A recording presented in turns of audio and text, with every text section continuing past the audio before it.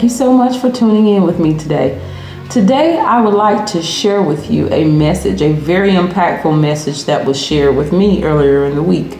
This message reminds us that life should not be about striving to be great, but it should be about striving to do good. So first, we're going to look at the differences between the meanings of the words great and good. Great implies that a competition or a comparison is being made between two people or two things, and that one is apparently better than the other. Good, on the other hand, has a totally different meaning, but many people interpret good to be mediocre in comparison to great.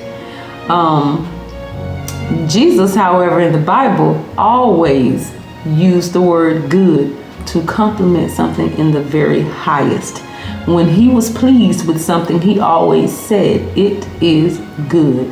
And that means that it was complete, it was whole, and it was in line with his plan.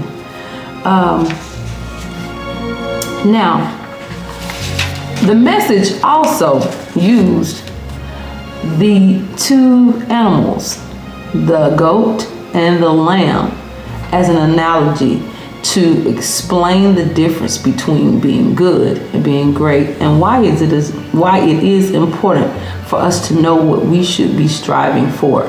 So in this analogy, we were shown that the nature of the goat represents all of the carnal sins of human beings. The goat is always striving to climb to the highest level. No matter where he is, he's always climbing to the highest elevation in its surroundings because it wants to assert its dominance over all of the other goats. Also, a goat is an animal who is ready and willing to butt heads with other goats at all times, and will butt heads with another goat all day until one of them wins. On the other hand, let's look at the nature of the lamb. The lamb is the animal that is used in the Bible time and time again as an example for how we should be as human beings. The lamb is meek, the lamb is humble, the lamb is communal. So the lamb is all about being a good member of the herd, being a good follower of the shepherd, not bringing attention to himself as an individual. Jesus wants us to be humble in our service, just as he was on Palm Sunday as he was entering the city of Jerusalem. Now, on that particular day, on Palm Sunday, there was a large crowd gathered in the city of Jerusalem. They were gathered there for the weekend's festivities, but many of those people were aware of the fact that the Messiah was supposed to show up that day. So they had expectations that were set very high. They were expecting him to show up magnificently on the back of a beautiful stallion, asserting his dominance over the people. However, Jesus had a different plan. Jesus wanted to fulfill the prophecy of Zechariah 9:9. So therefore, he sent two of his disciples to a nearby village to bring him a lowly, unbroken donkey and a colt. And Jesus decided to ride into the city on the back of this lowly, unbroken donkey.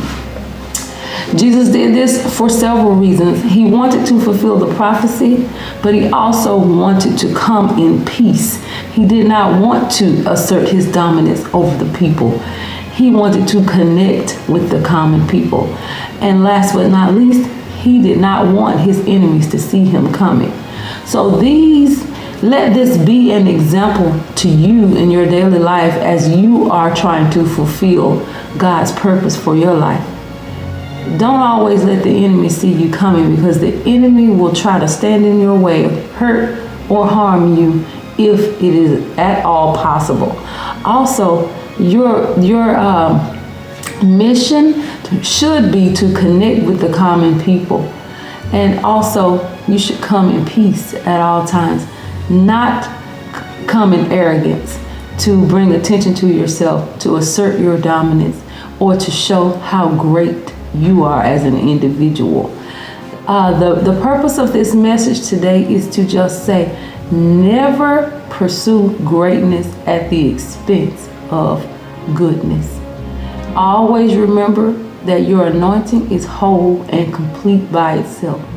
There is no need to stress or worry about the outer appearance, the vehicle that you rode in on the way to do the work that you were doing for the Lord, because the work and your anointing are whole and complete and in line with His plan. I hope that this message has been a blessing to somebody out there. And whenever I come across another very powerful, impactful message, you know that I'm going to bring it to you. And until then, I pray that you have a good week and continue living your extraordinary lives. Until the next time.